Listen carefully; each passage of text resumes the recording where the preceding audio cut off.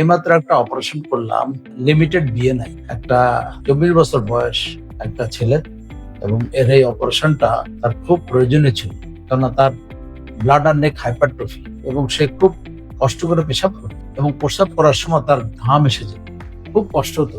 Always ইনঅ্যাডুকেট evacuation of urine হতো, সবসময় 200-250 ml প্রস্রাব জমে থাকতো। এই অবস্থা দিয়ে বাচ্চাটা কাটাইতেছিল এই ছেলেটা।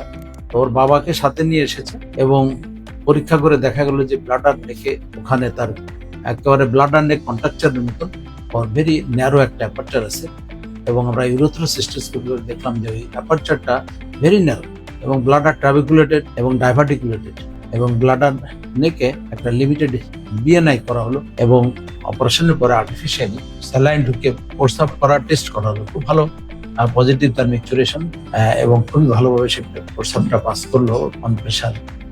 আমি আশা করতেছি যে তার কষ্ট লাঘব হয়ে যাবে, এবং লিমিটেড বিএনআই এমন ভাবে করেছি যেন তার রেট্রোগ্রেড ইজাকুলেশন না হয়। আশা করি ইনশাআল্লাহ তার বাচ্চা কাচ্চা হবে, এবং তার প্রস্রাবের যে যন্ত্রণা ছিল, কষ্ট হতো, করতে পারতো না, তার এই কষ্টটাও সেরে যাবে। আমার রোগীর জন্য আপনার সবাই দোয়া করবেন যেন সে ভালোভাবে তার রেস্ট অফ দ্য লাইফ কাটাইতে পারে।